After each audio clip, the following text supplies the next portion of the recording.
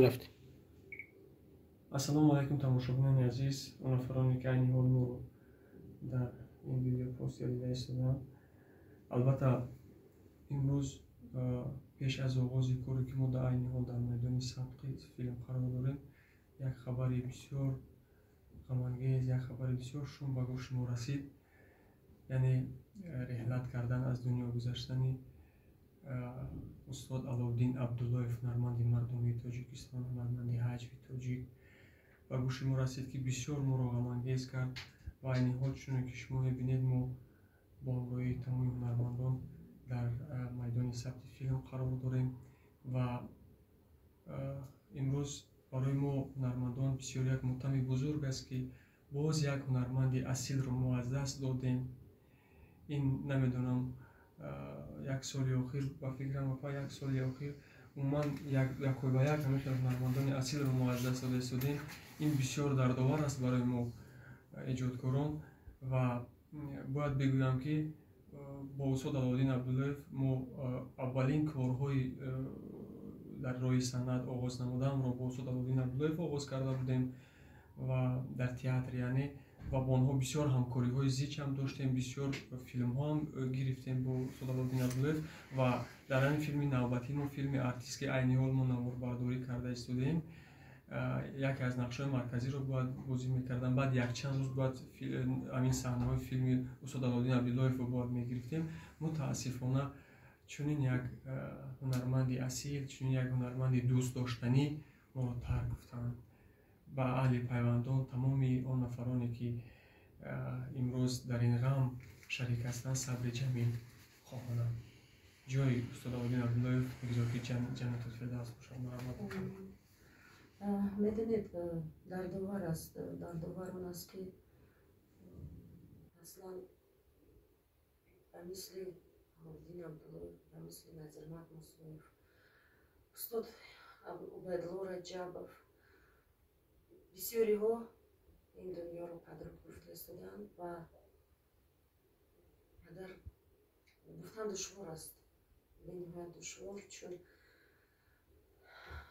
علالدین یک شخص بودن، شخص به نهایت زنده‌دل، شخص به نهایت که زندگی رو دوست می داشت، زندگی رو دوست می داشت. مناسبتش نسبت آدم‌ها یعنی اینقدر خاکسار بودن، اینقدر زنده‌دل بودن، اینقدر من نمیدونم، من با اون کس همکاری کرده هستم، در کلیپ همکاری کرده هستیم، در تلویزیون، در برنامه‌ها و دردآور است، دردآور آن است که باوریناک نیست، باوریناک نیست که دیگر علالدین عبداللهیف با ما نیستند و باز هم صنعت ما در حقیقت از درگذشت این گونه شخص بزرگ، این گونه هنرمند نابغه، گوهر نایاب، صنعت ما باز هم خوار شد.